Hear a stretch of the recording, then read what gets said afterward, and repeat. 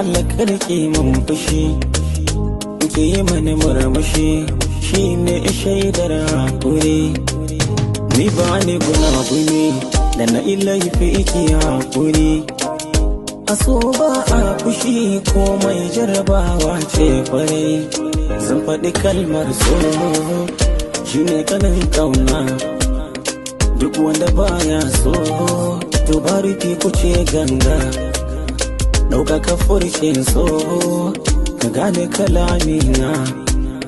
shi so fa tushe ne tun daga kan Adamu har Hawwa.